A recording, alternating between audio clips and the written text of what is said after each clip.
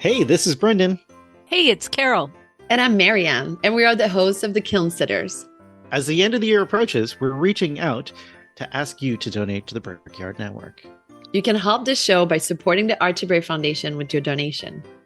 To donate, visit brickyardnetwork.org and scroll down until you see the Donate Now button. Thanks so much and happy holidays. Na, na, na, na, na. Okay, Na, na, na, na, na.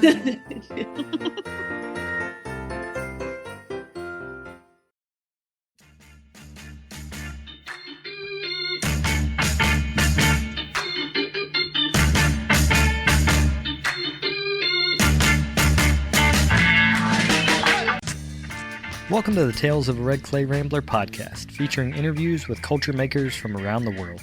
This is Ben Carter. I'm going to be your host. If you'd like more information on the show, please visit our website, talesofaredclayrambler.com.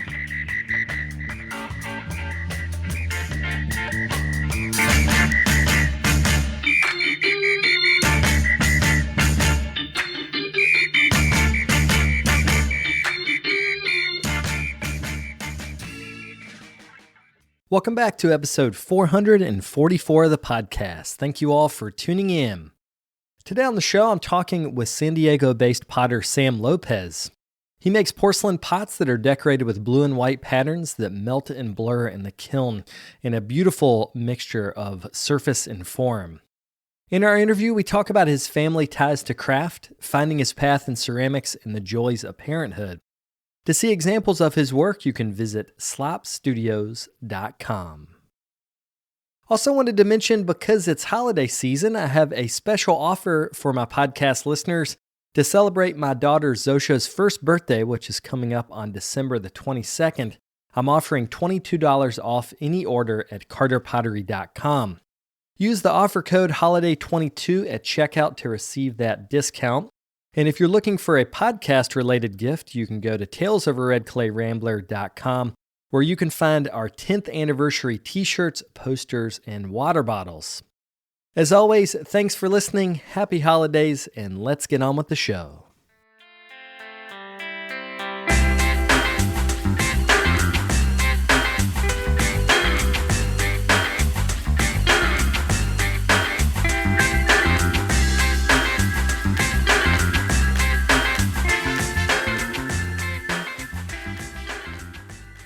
Well, I thought we would start actually talking about your dad, who's a saddle maker and leather worker. I loved on your Instagram, you did like a story highlight showing his process, and it just reminds me so much of clay. Oh, yeah. Can you tell me about the tradition of saddle making or of leather working that he comes out of? My dad was born in Mexico, and my grandpa is sort of like a rancher and horse breeder.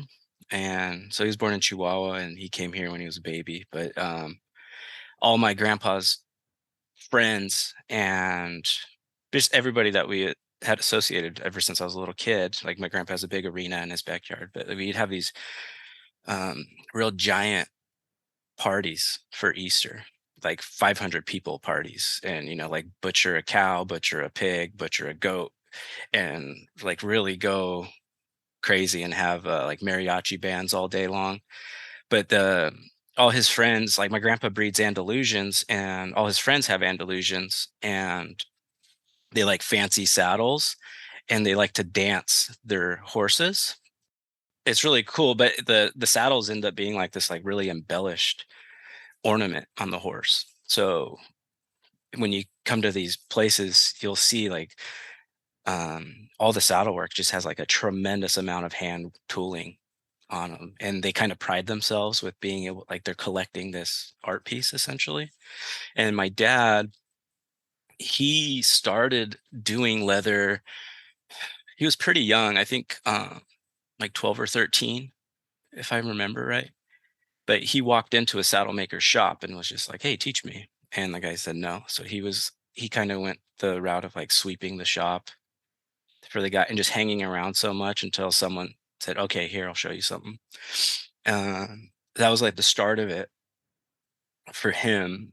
And a lot of it was that traditional Western and Mexican style of hand tooling. So just like no actual stamping. It's all individual, like incising with a blade and then using um, like hammers with like these little beveling tools that would either raise or lower the relief in the leather, And so for my dad, it was a lot of like oak trees and flowers, tended to be a lot of that sort of motif, and scrolls. But when he was in high school, my dad, it's funny because my dad took ceramics in high school, he took jewelry in high school, and he took leatherworking in high school. And we could go back to this, but from the same ceramics teacher I had for high school. And my parents met in those classes, which is just a whole another bizarre lineage. And his son teaches now in that classroom ceramics. So, but anyway, um, he learned how to like tool some more while he was in school, um, and just like really enjoyed it. And then he ended up not graduating and kind of got right into going to work. So he's not a saddle maker full time.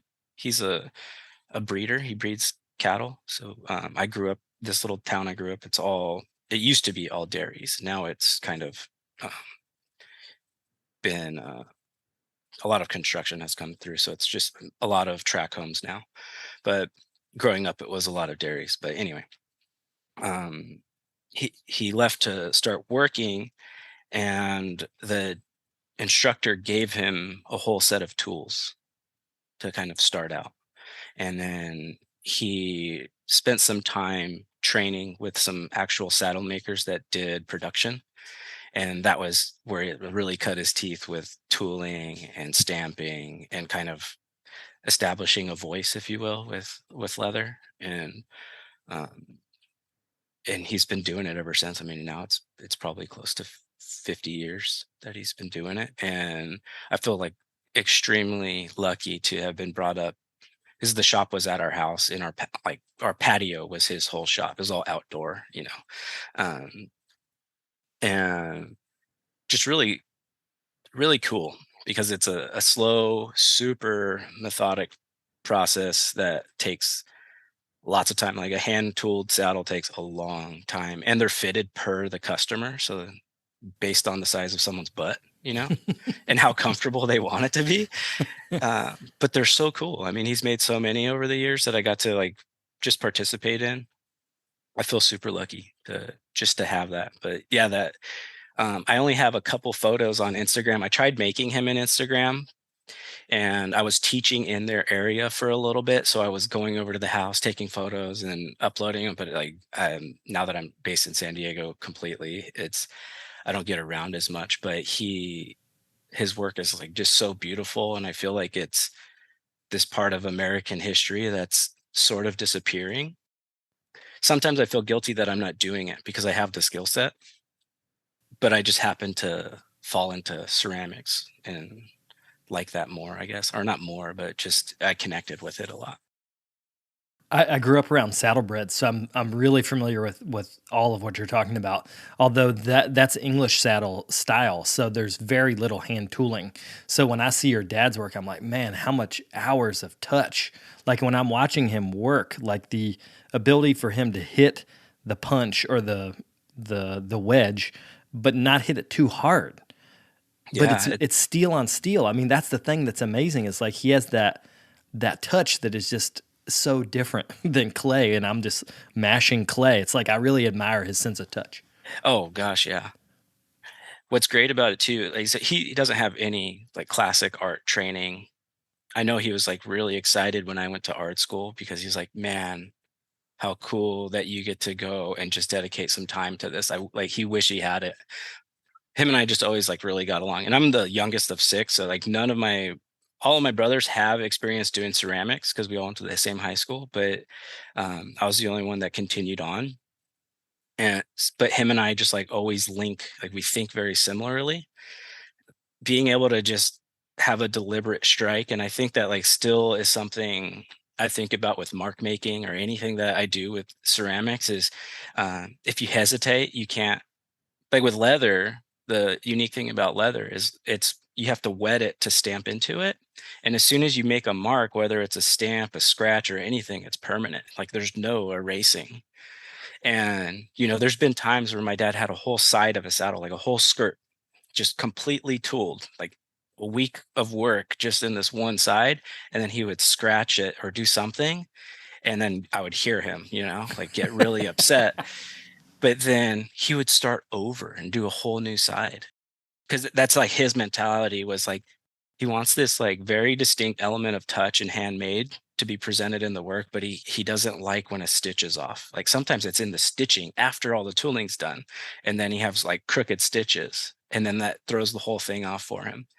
Um, but like that sensitivity, that like really careful eye is just something that it's been a part of my life since I was like 5. To like I essentially got babysat by him in the shop. It was just like, here's a hammer, here's a tool, here's a scrap piece of leather. And then he would just show me how to hammer, and I would just sit there and like basically not annoy him. I think that's how it was like, hey, stay right in that corner and don't touch too many things. But like seeing this over time is just like, I can't think of a better education for a maker, to just be like so intimately connected with just the making process and being comfortable making things by hand. Something that I really try not to take for granted is just having that upbringing. Well, you've mentioned your high school and that your dad and mom met in that same high school class, clay class. Can you talk about that school? This is East LA, right? I always tell people it's east of LA, but it's in Riverside County. Oh, okay, But gotcha. it's like 60 miles east of LA, and it's called the Inland Empire. And it's really, not the place anybody ever associated with like, oh, I'm going to this place. It's not a place that people visited, because my high school was in, or is in, the city of Norco. It's like the horse town USA is what they're proud of. And it's like there's no sidewalks, it's all horse trails. The buttons to cross the road are up high for when you're on your horse. So it's like it's all that network, and it still exists. And you could tie your horse up at the grocery store or the bar. They have all the ties. Huh. So it's really common to just be out and about, and people are just riding their horses through town. That's how they get around. Yeah, in Norco, the high school. So Jerry Smith was my parents' teacher, and he was just a few years older than my parents at the time when they started, because they would have been in high school in mid to late 70s, probably like 73 to 77. Yeah, he was kind of teaching everything. And he was a baseball coach, and he's this giant 6'8" guy Whoa. with an insanely deep voice, almost so deep you could barely understand him, but incredibly generous. And I think what he did so well was allow his students to have like the sense of freedom. Like as long as you like did a couple, like he would give you a number of assignments, and of course you would learn techniques, but it was like, do those assignments by the end of the year, I don't care, kind of thing. So you could be in there every day, and he'd let you come in during lunch, he'd let you come in after school. There's a craft fair, and sadly this weekend is the last year of that craft fair that he's been doing, that school has been participating in to raise money for that program for the last 40 some years. And this is the last weekend because the owner is unfortunately not well anymore, and they're selling the property where they would do it. But yeah, and so when I was growing up, like my parents stayed in the town that they grew up in, and had me and my 4 brothers and my sister, and I'm the youngest. So when I was coming up as a little kid, my oldest brother came home with his ceramic projects, and then the next brother and the next brother, and it was like all the projects were the same. So there was like a face mug, and we all make my dad. Was the funniest thing. It was like a challenge of who can make dad's face better or something on the set, because my dad has this giant mustache. So these mugs would just all have this huge cowboy mustache, and we had like a collection of all of them around the house. So when I got to high school, it was just assumed that I was going to take the ceramics class because I wanted to make my mustache mug. And I was super lucky. I got to take it all 4 years. It was like summer school of 9th grade. I took it, and then I took it all the rest. And then by senior year, I was in there because I finished I wasn't forced, but I was encouraged to go to summer school every summer just because I didn't need it. So by the time I was a senior, I was finished with all my classes, and I had like 4 periods of ceramics. So half my day was just being in the clay studio. And it's funny because you would think after all that time I would have had acquired some sort of skill, but I didn't. I was still like a pretty, like, considering what you could do in 4 years now, I wasn't where you would think I was. I was enjoying the heck out of it. And it was more of that. It was this social place for me to not take so seriously. And me and my friends can challenge each other to throwing something big or whatever it was. Um, and it like kept us all out of trouble, I suppose. But it was just amazing. Such a cool experience. And then I never gave much thought of it after, like when I went to college, after community college. It was just, I saw it on the class schedule, so I just took it because it was the comfortable thing to take, you know. It wasn't like I'm going to be an artist. It was, I was going to school to be an accountant. It's wild to think that you'd spend 4 classes, so that'd be about 4 hours a day Yeah. in an art room. It's almost like your body had already decided you were going to be a potter before your mind did. Hmm.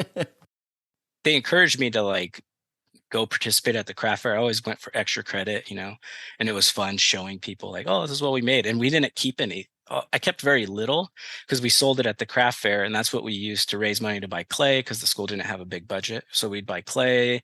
He'd buy basically a wheel every year. So they had 34 wheels. They're all those giant Lockerbie kick wheels with motors attached to them. They're so heavy. Oh gosh, that was my first wheel. I got to take one of the extras, like one of the old ones coming. So my very first wheel is like this 70s era Lockerbie that weighs 400 pounds, and you need all your buddies to lift that thing to move it. But I'm glad that I got to have that experience. And what's so cool is that all these years later, his son came back to ceramics after having a career and then decided to be an art teacher, and now he runs the ceramics program. So it's cool to have that. The lineage is just crazy. And I grew up with him. So like being, when I was in his class, it just felt like I was with sort of like an uncle in a way. Like it was going to be okay no matter how like ornery of a young kid I was, you know? And so what was the connection to San Diego State? Like, like you said, did you go away and try to do accounting and then come back to, because you have your MFA somewhat recently from San Diego State, right? Yeah. So I went to college or community college. And it was like, I remember in my senior year, I got into a bunch of schools, and then it was, you know, the reality of, oh, I can't pay for any of these. So I just didn't go to anything. And I ended up just going to a community college. I shouldn't say just going, but I enrolled in community college to feel like I was doing something. So I didn't want to feel like I wasn't doing anything. And I enrolled in accounting and all my other general education classes. And then, of course, ceramics. I was hit with the reality of, and I barely had the internet.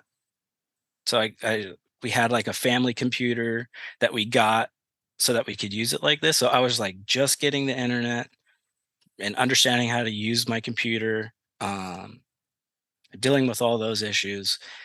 And then the realization of this, like the college era of, you know, no one taught me how to look at a syllabus a week prior to enrolling and knowing what books I needed.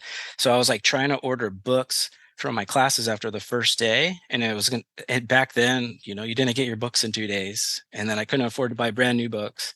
So it was like, I ordered all my books and they were going to come in like 2 weeks. And I'm going to all my classes and all this homework is just piling up and being due. And I was so overwhelmed. So I just dropped all my classes, stayed in ceramics, and then kind of was like an over energetic young man. So I like failed even ceramics because I was distracted. I liked snowboarding a lot at that time. So I was off in the mountains. But after 2 years, I decided to drop out, and I moved to Hawaii to kind of decompress and just live my life. Um, And then after 2 years, I started finally coming to terms of like, okay, I got a lot of this out of my system and maybe I'm ready for school now. So I decided to move home and I enrolled in ceramics. And the I think one of the best things that kept me in it was when I enrolled and showed up on the first day of class. It was my same instructor. His name's John Hopkins. And then Steve Horn was the other teacher that worked there. First day of class, he's, oh, welcome back. Like he remembered me after all that time. And it was like what I needed at the moment too, of just like feeling like I had a home. And those two guys, so after my first semester, I was like really into it. I dedicated all my free time to ceramics. And I think it was more out of distraction than it was pursuing it. And those two instructors both kind of separately came to me and were like, you're kind of seem serious about this, or there's something about this process that is keeping you um, focused. And they offered me the tech position there. It's like a student tech position, and that was like the best. I thought I had literally gotten the job I was going to have for the rest of my life. I was going to like load kilns, mix glazes, and just like kind of interact with students. I thought it was the best thing. um, but then he planted the whole idea of, you could, and I don't know why I was so naive. I just wasn't ever thinking of my future. I was more like just living in that moment. And he told me, you could major in this and like be serious about it and then potentially have a career uh, beyond what you're doing right now. And as soon as he opened that door, I started looking at colleges with him. And he said, if you want to stay local, San Diego State, and this was, I'll kind of agree with, I will agree with him. He said, San Diego State, if you want to stay local, is the best school around for ceramics. He's like, Richard Burkett's there and Joanne Hayakawa's there. Richard's got all this glaze knowledge. He's got soda firing knowledge. And I was just like, okay. And so I applied there. I applied to Long Beach to go with Tony Marsh as well. And then I applied to Cal State Fullerton, but I got into all of them. And then I was just sitting there. And when I visited SDSU, I was just like, this is really cool. Like I just emailed Richard and he met me and just let me tour the facility. And then I got introduced to the program there, which is really cool because it's the bachelor's degree, excuse me, isn't it's a bachelor's of applied arts and design. And you can get a studio art degree, but I went for the design degree. It's applied design. And because you had to do wood shop, you had to do metals, you had to do fibers, and you had to do ceramics. And then you had to pick one of those to be your focus. So it was really cool to be building furniture, like tinkering with jewelry. Jewelry was actually really fun. It's pretty similar to leatherwork, I think, too. Um, and woodshop, yeah, it was just amazing. I had a lot of fun. It's one of like Wendy Mariyama was there, and she's just this juggernaut in the woodworking field. And I just felt so lucky to just land there. Like, oh, my first woodshop class is with this amazing professor. So that was really a great experience. But being with Richard, and I connected most with Richard because he's also a potter.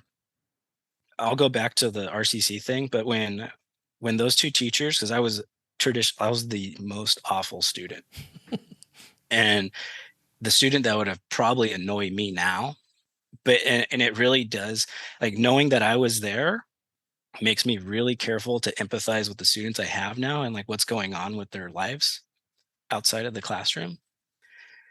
Because as soon as he gave me like this confidence that I could go off and do something, for the first time in my life, I got straight A's for the whole following 2 years. I had straight A's. It was because I wanted to get into a school that had a really great facility. And in Southern California, all the schools are so impacted and competitive to get into that you need a high GPA to get into them. And I had to make up for all the bad grades I did. So I got straight A's the whole rest of my community college for my associates. It taught me really how to be a good student. and that I could be a good student if I applied myself. So that was really something that I needed to do on my own too.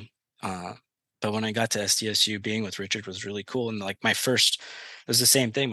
After my first semester there, and you're aware of Idlewild Arts, but Richard had been going to Idlewild Arts as the program coordinator for like the last 8 years or something, and then he invited me to be an assistant for that following summer. So like first year in, I'm like already kind of expanding. I didn't research a whole lot of who was who in ceramics. I was just focused on making things, I guess, and just enjoying the process really. But it was like the first person I got to assist was Krista Assad. And I'm like, "Oh, hi, nice to meet you." And she had just come off the year of being ceramic artist of the year, and I'm just like, "Hey, you seem nice," you know. Um, so that was my introduction, and then it just kind of opened up doors. It was like it blew me away because I got there's a lot of other great artists that year, but then I ended up working there for 6 years, and then became an instructor, and I was there for like 9 weeks at a time. Um, but anyway, yeah, the SCSU, it was just really the local school that would I would at least got my Cal grant and Pell grant to help with some tuition, um, and just being, yeah, really trusting of my other instructors, John and Steve. They're like I'm still really close with them. Well, I want to go back to something you said that once you had a goal, you got straight A's, and the goal was to get into another school. And I think a lot of clay people are not necessarily great students, and this is artists in general. I think I had I had someone describe artists as that you can be a liquid, a solid, or a gas. And solids are very like A plus B equals C, and Mhm. liquids are a little more fluid, but a lot of artists are gases. And if you're a gas, the way your brain thinks is more like A plus J makes you feel like Z could be a good idea. you know? Yeah, absolutely. Yeah, it's just so bizarre that because I never thought I could be a good student. I was terrible. I grew up skateboarding and snowboarding and extremely distracted. Did not like authority. A lot of punk music and getting all that anger out. So it was really empowering at least to know that I could do something like that if I just applied myself. Because some of my teachers in high school wouldn't have thought that I would have ever done well. So it was cool. So when you think about the students that you're teaching now, we're gonna jump all around, but I want to keep on education a little bit. The last time I saw you in person was probably like I don't know 3 or 4 years ago, but I remember at that point you were teaching somewhere that you had to commute a while. Like I don't know, was it an hour and a half? I think I can't remember Yeah. how far it was out of San Diego. So can you talk about like being someone that wants to teach and being a Southern California artist and what you got to do to teach? Yeah. If you want to teach in community colleges out here, you got to drive.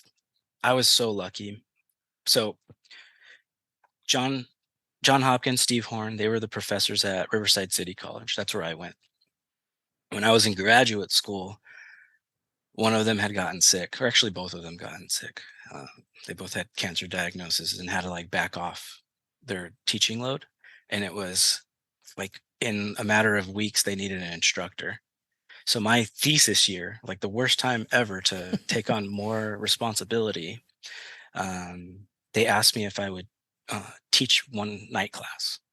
So I started teaching uh, like Monday, Wednesday nights for them.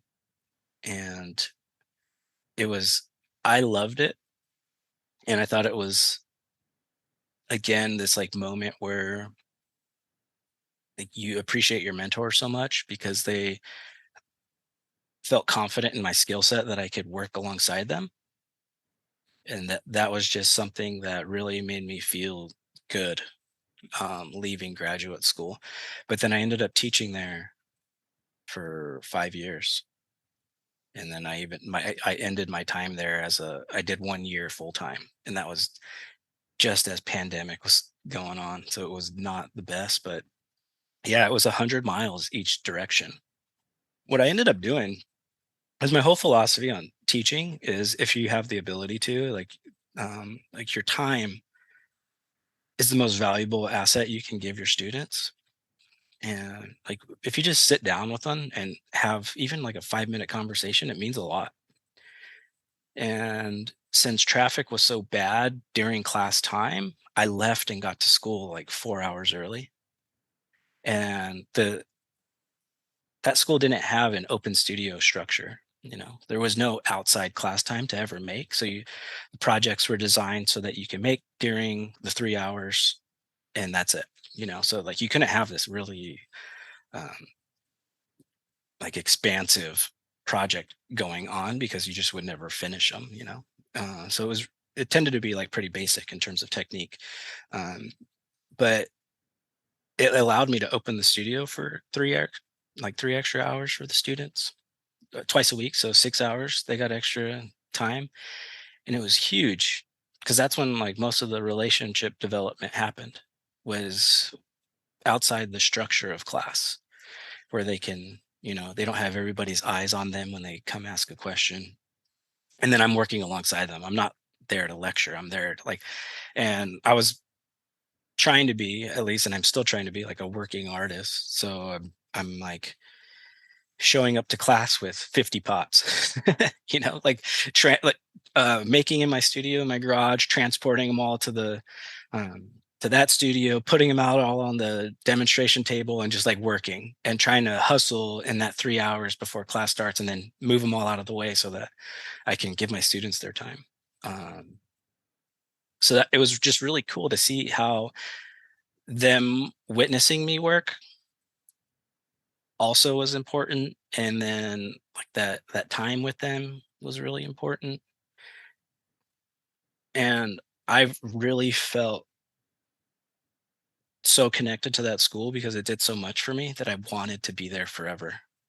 And I really thought I was going to be there forever. It was like it was amazing. I like felt so proud to like talk to my students because they're of the same demographic as I am, and I felt like I could relate to them so like personal, like on a real personal level. Because, and it's even here in San Diego, like the student population is like 60% Hispanic, and then 60% of the entire population of the school is also female. It's like once I started becoming aware of the demographics, but um, a lot of the students, and myself included, it's like we're the children of first generation immigrants, and going to school is like you're oftentimes the first person in your family, unless you have older siblings that did it, to go to college.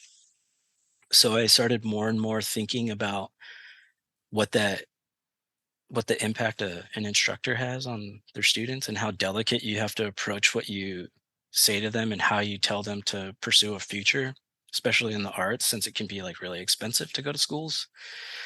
So I found myself in that, and having that discussion a lot in my classes too. We talked a lot about the finances of college, and I feel like that's something that just never discussed. It's like, oh, you're here, let's work.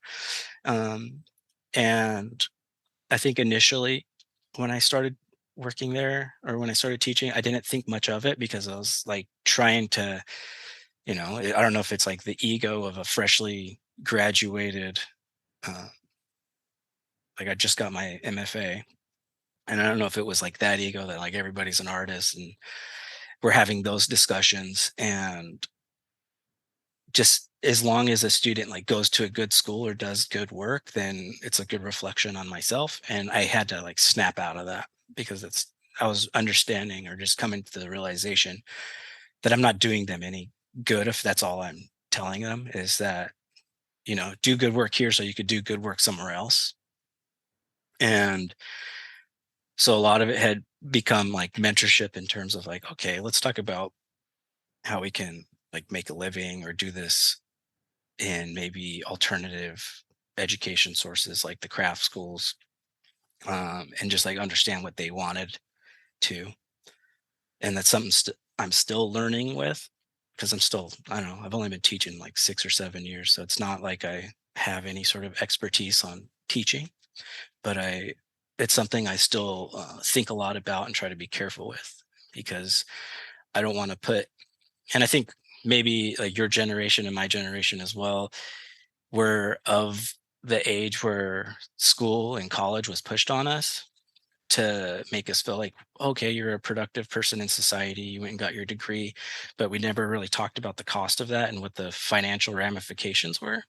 So I really try to be clear and let them know what the decisions that they're making are gonna, how they might potentially affect them before um, helping them out. Because I've had, some students go to some really great schools, and then I've also been really proud of my students that have, gotten scholarships to go to Haystack and Aramont and everywhere, and for them, they're traveling for the first time in their life oftentimes. So that's been super rewarding, and just giving them opportunities. I'm not connected with Idlewild anymore. Um, I think you're also aware of like Adrienne Eliades. She's the Yeah, director yeah. now. She took in Richard's spot. Right. So I still have that connection there, but I used to, at RCC, I was talking with Heather Campagna, who was the former adult arts coordinator there. She would allow my students, one of my students I could pick, to go there, and they would get all their, like the whole boarding portion of their tuition was waived. So basically 50% off as long as they were to go there. Wow. And this is at Idlewild.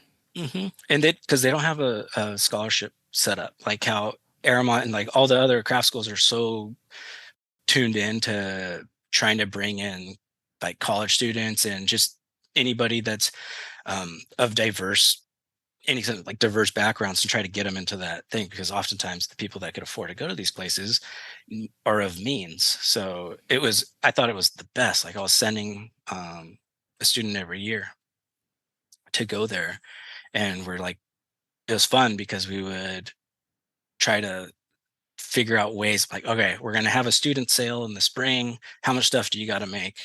How much do you got to price it for? And like, I would hustle with them so that they could try to raise money for it, and it was just so cool to see that, because I'm trying to think of, I don't know, just the exposure I think is really important. We'll be right back after a quick word from our sponsors. Hi, I'm Cammie, the purchasing manager at Amico, providing you with everything you need for clay. This episode is brought to you by Amico Brent. Find your favorite Amico glaze or Brent equipment at your local distributor. Happy glazing!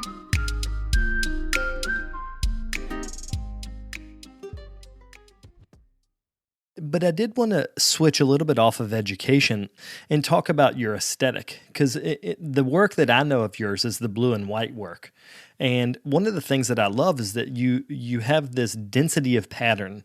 You talked about the mark making of saddle making being similar to the brush marking, and I can see that. Like you have this repetitious, direct mark making. But then when you fire it, all that blue starts to blend and blur. It's this real contrast. So can you talk about the attraction to blue and white and also that attraction to that blurring effect? I can't seem to get out of working with porcelain. I've tried, and I've went completely opposite. When I was in grad school, I went completely opposite. I was making my own, I called it brownie mix, because it was a black stoneware, and I was wedging all kinds of like coarse feldspars and colored feldspars and just beach sand. It was like nasty to throw, like so nasty to throw, but it was really beautiful too at the same time. But I was realizing like, yeah, the touch, it just wasn't who I am, those other clays. Cause it's like, I think I've heard you talk about this too. Like you like using a lot of the Menge potters work.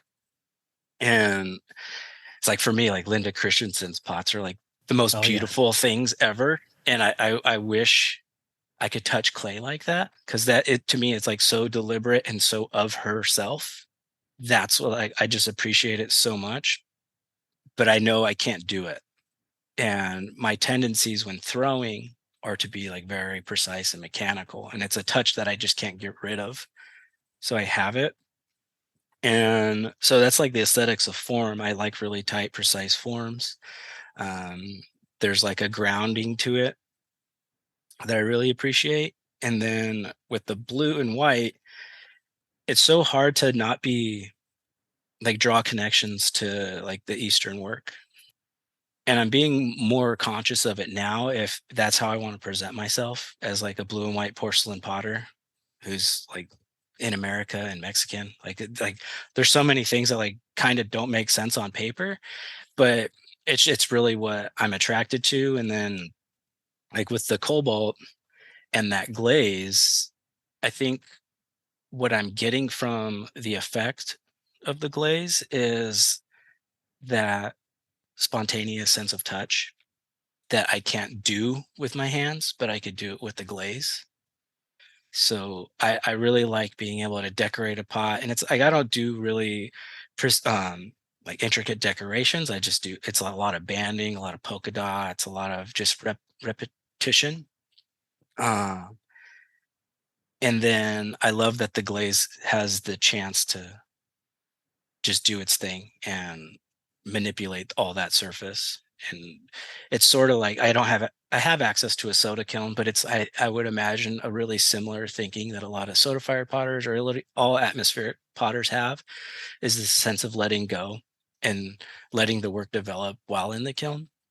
And I love pulling pots out that drip from the rim to the foot and stop at the foot. And it's so often that I unload a kiln, and my students get to see this, so I think it's beneficial because I'll put like 100 pots in the kiln, and then 40 of them will be stuck to the shelf. Oh, And they're just like the most beautiful to me. They're like so beautiful, and there's so much happening just with a super runny clear that I make and this cobalt solution. And like so much happens, and like so much depth starts happening, and like I just look into it like I'm looking into a marble. And having all of them, like I could decorate all of them similarly, but they all come out so different. And that's the fun of it, is being able to open up a kiln and still be excited and still kind of have your tail between your legs when you're opening a kiln. And I don't know why I like that so much, but all of my processes I've ever done throughout my pottery practice is it's always teetering that line of risk. And I think that's like something in my personality that I have to kind of tickle, is knowing that I think I just need my ego checked constantly, because it's so easy to feel like I'm getting better or like whatever, and then to open a kiln and have all your students around who you're telling what to do, by the way, and then you're not following any of those rules, and then to see like half a kiln load all stuck to the shelf, and then you're hammering them, like smashing them all into a trash can in front of them. So I think there's that element too, to like the humanity of I just really appreciate the inconsistency of our human touch. And although I can't seem, at least, to do it with form, I can do it with this little bit of surface. And I studied with Richard for 5 years, so I'm definitely a glaze nerd. I've spent a lot of time in the glaze lab, finding a glaze that runs how you want it to run. And now with my new clay body, it's crazing more. So now I have something else to figure out. But it's fun to find a glaze that it used to not run, but it moved. But now it's moving, running, and crazing. So it's like, okay, now I have a new problem to kind of tinker with. But it's so fun to like find, like, that's where the interest lies in me, is like in this big body of work, I can experiment with each individual piece and just like kind of see what happens at the same time. well, some of the forms you make, they're pretty complex in their parts. So I was thinking about the oil can. You've got the body, the knob / lid, and then you have this really beautiful handle that comes out, but the spout that points up. It has all this lift that goes up above the highest part of the top. it's like you're playing with opposites. You know, the handle and the spout go up, the glaze is running down. And I think that contrast between that and in a complicated pot is really nice. Because like you said, like the patterns they're dense, but they're not like you can sometimes can't tell what the original pattern was because it runs so much. So I think that's a really nice contrast to the form, which is so exacting. It's funny because sometimes I'll just be in completely different mindsets. Like when I'm in the mindset of making, it's so different than I sometimes am thinking what the glaze is going to do and try to make a form that usually the forms are rather simple because I want the glaze to do so much of the talking, but I also want strong forms too. But those spouted forms, yeah, they are so spout centric. The I remember I forget who I was listening to. It might have been like Linda Sikora at one talk, maybe like utilitarian clay or something. That was like the freaking most mind-blowing session I've ever had, just in discussions. But anyway, it somehow it was.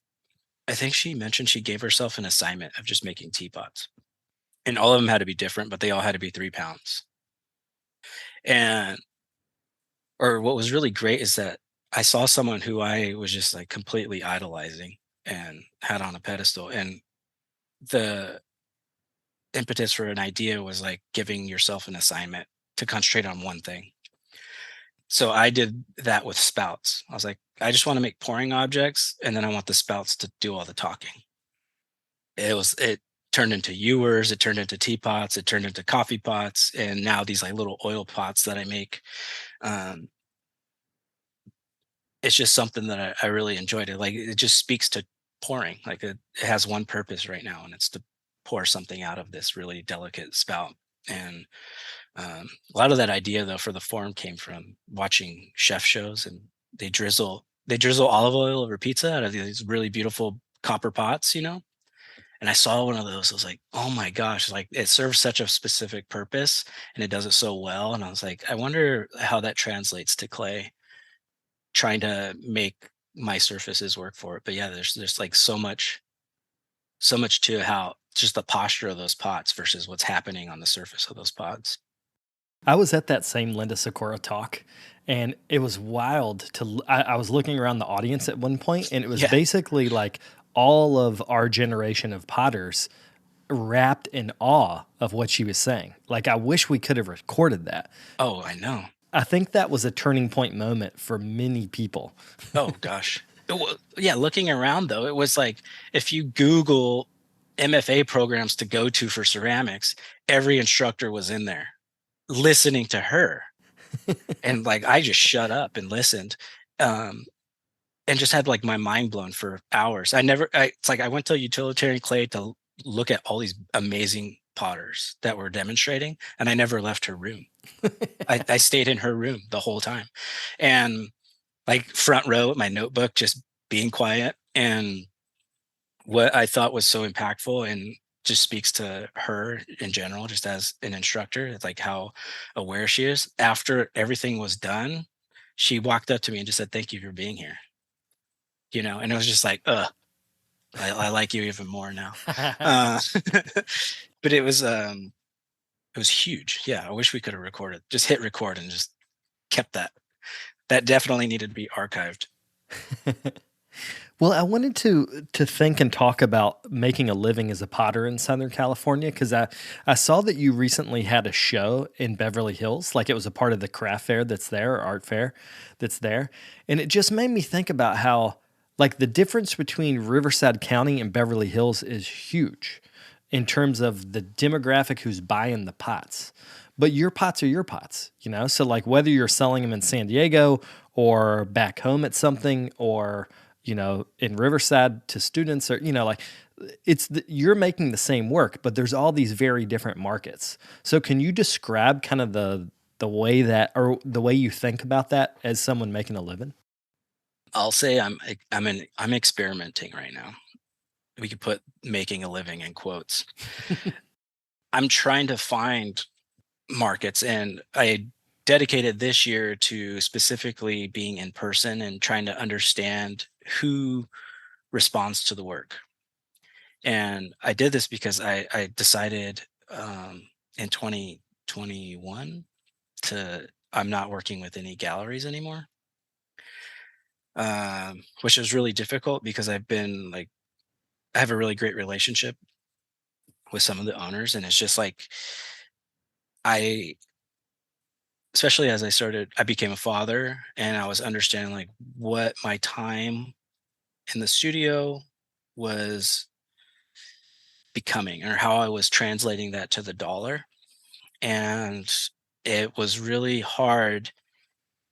And my work used to be way more time consuming. It's kind of gone to the blue and white now, but it used to be much more time consuming. And I would work to have pots and then ship all those pots on consignment, and then have like these trickling checks come in that made it didn't make me feel like I was being a productive like household member, you know. So I made the conscious decision like I just can't afford to do this anymore as much as I want to, because I love the visibility that they were giving me. Like all the interaction that was happening from it was amazing.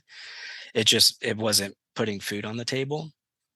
So I figured, I'm like, okay, then I could dedicate my time to being in person, and I want to get to know my community. So I went to the shows, and yeah, Beverly Hills was a trip. Um, what I'm doing now, I'm trying to incorporate this into my class. So I'm out there doing the hustle, and I want to share that with my students, and because they see me bringing in work to glaze. I don't work during class, but like I'll bring, for instance, like a whole carload of bisque or of greenware to fire. So they'll see that cycle of work that I'm doing.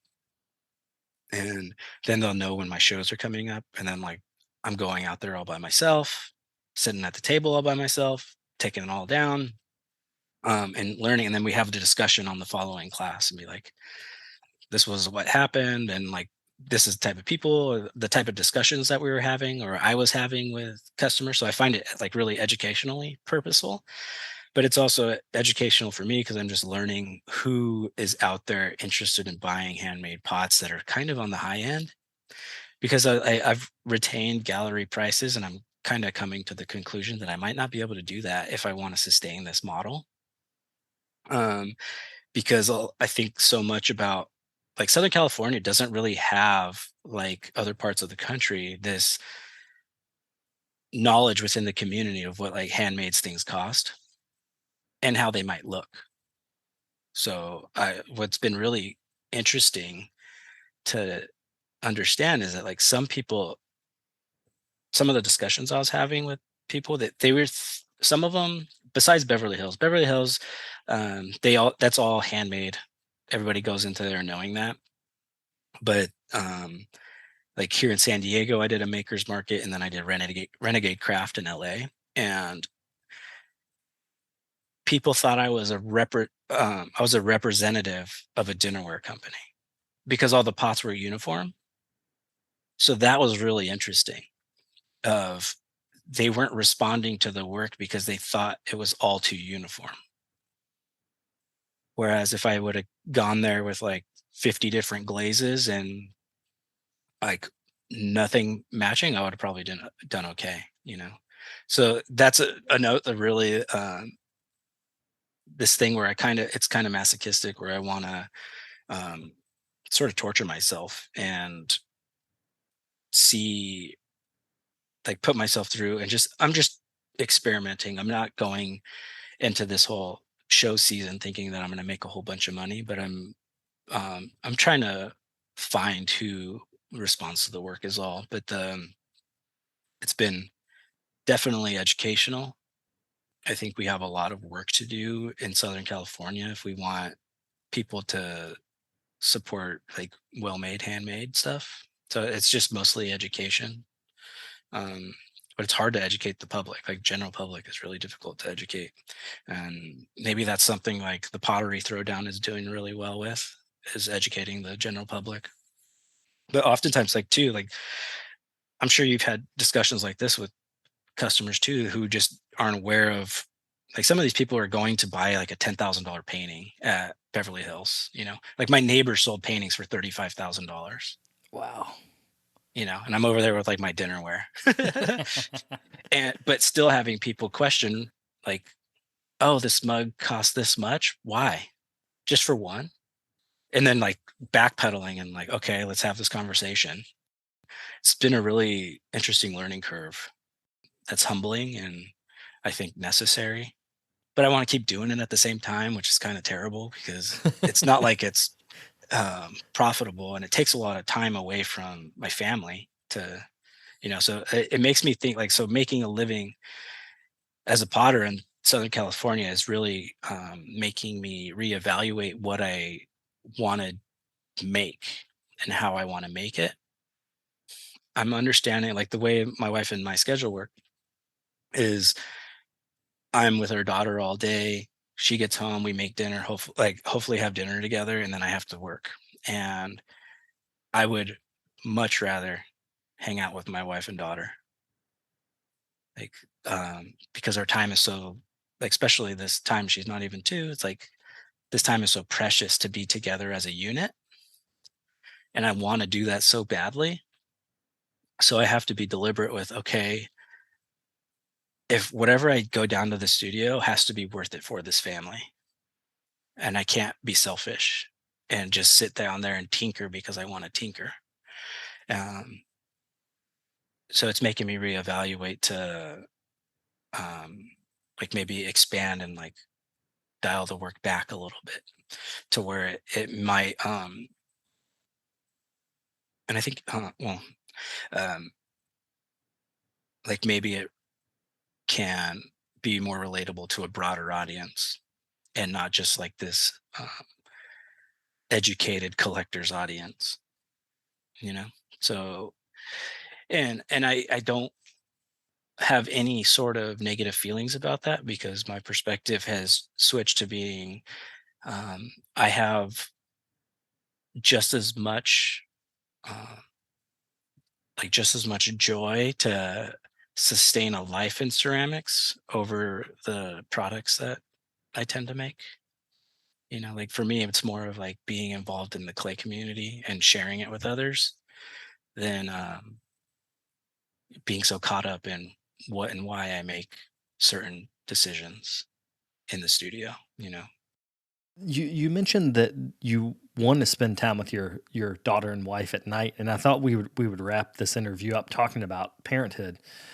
I feel exactly the same way. As like if it's 7 o'clock at night and my daughter goes to bed at 7:30, and I can go to the studio at 6:30 if I eat dinner fast enough, or I can hang out with my 11-month-old as she's learning to walk. It's like I'm gonna hang out with my 11-month-old. But then if I get to the studio at 8 after she goes to bed, I'm tired. It's weird how like hours have this weird effect when you have a child where you can feel really energetic, and then when they go to bed, it's like my body relaxes and then I'm tired. Yep, I'm exactly that way too. And I was doing that for a long time. Like we'd put her to bed. She goes to bed about the same time as yours. And I would go to the studio after. But then I knew I couldn't work till 11 because I'm the one who gets up with her in the morning. And I want to be a present dad. And so I want to be well rested and I want to like hang out with her. And like right now it's like she's talking and running around. And I feel so like we've committed to living in San Diego because there's so much to offer here. It's such a beautiful place, but just exposure to a young life is amazing because she's been to the beach so many times. We during the summertime or spring to summertime, we go at least once a week to the beach. We go at least once a week to the zoo. Um, we've got Balboa Park, so she walks around Balboa Park. Like she's so exposed to all this stuff. It's like those moments I'm so grateful for because I get to be full-time dad and I get to witness all these moments too. And it's really difficult to like this past weekend, it was one of the art shows. It's really difficult to justify the one free weekend that we do all have together to go try to sell my pots at a show that I'm barely covering my fee for. So it's putting all that into perspective for me. And so it's like more recently, I haven't been grinding away because I've been taking jobs from like woodworking friends that do like large scale commissions where I know I'm getting a paycheck or I know I'm getting money. So like to me, it switched my value system to like, if I'm going to be gone, I'm going to be productive. I want to bring something to this family and not miss. If I'm missing moments, it better be worth it. And it's reflected in like the price of my work too. And that's how I've been pricing my work now. It's like, well, how much does it cost me to leave my daughter? Because I don't want to do it. And I love being in the studio, don't get me wrong, but it's like I'm not going to get this time with her back, and someone's going to pay for it. You know, so that's kind of been my perspective. But it's like the best. I'm really happy for you too, because you're going through this just as much as I am. But like the thing that underestimated me, or I underestimated, was just like I thought I was going to be teaching my daughter a bunch of stuff, like, oh, I've got so much to show you.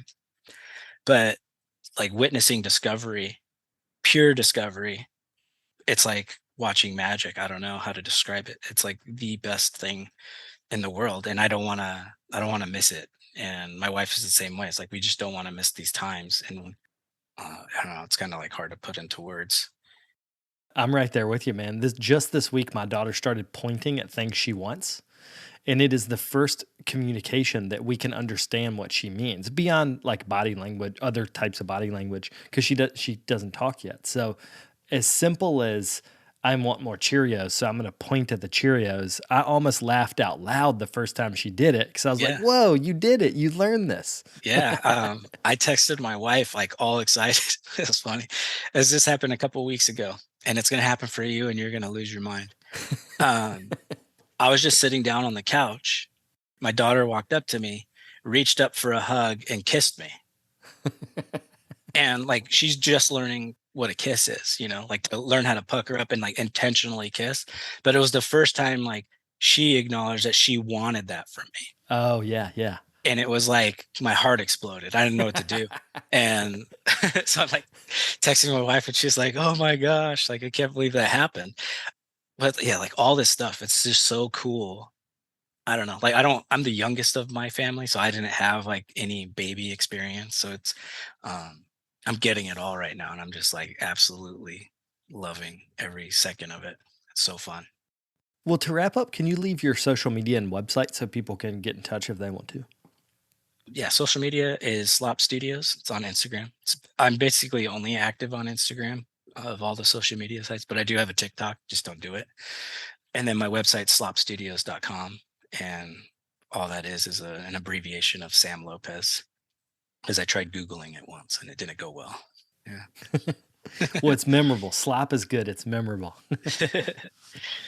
Well, thanks, man. It was good to talk to you today. Thank you so much. Actually, I wanted to tell you this. Like genuinely, thank you for like what you're doing, because I think I found you when I was transferring from community college to San Diego State is when I first discovered you. One of the students was like, have you ever heard of this podcast? And I was like, I don't even know what a podcast is. Man, just like the education that you are just archiving for now that I'm an instructor, I'm using it to teach in classes, but also like every now and then I find myself working, or if I'm just listening, there's these like little snippets. And I think I tagged you a couple of weeks back. Like you quoted at the end of the podcast that like it was like so encouraging to everybody that's doing a holiday sale, because it is a lot of work and all this stuff. And I was like packing pots to go to a holiday sale. And it's like, sometimes it's like this pat on the back, kind of gentle hug of like, keep going. Like you get those moments, but then you also get these like amazing moments where some of the leaders in our field can be like, have an opportunity to be really accessible to people. Like for me, I was like in a small little town across the country from them. So it's just been insanely beneficial, and I'm really appreciative of that. So thank you.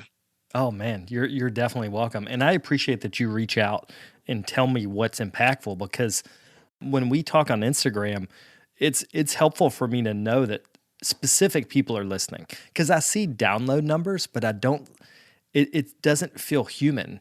But then when you say, oh, I really liked when this person said that, it reminds me and engages me to be a student of those people.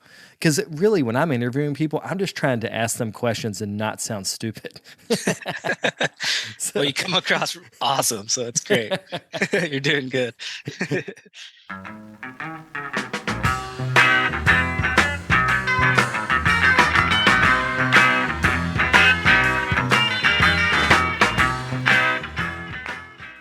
I'd like to thank Sam for coming on the show, and I loved that story about his daughter coming up and hugging and kissing him for the first time.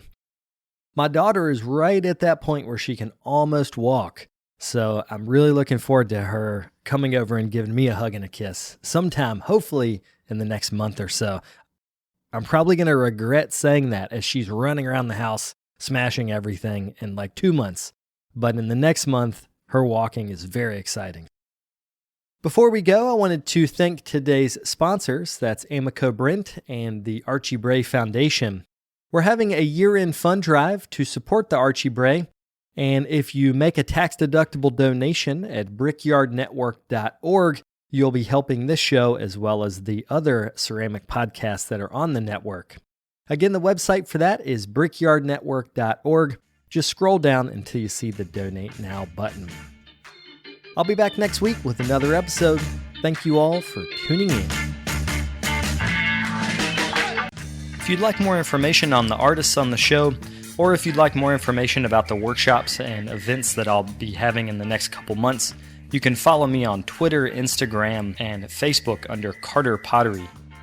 Another great way to support the show is to leave me a comment on iTunes.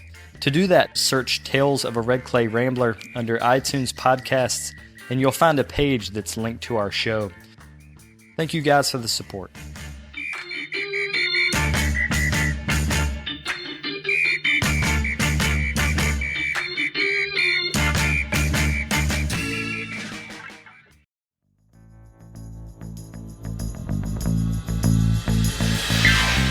This podcast is a production of the Brickyard Network, an extension of the Archie Bray Foundation for the Ceramic Arts. To find out more about our lineup of ceramic podcasts, visit brickyardnetwork.org.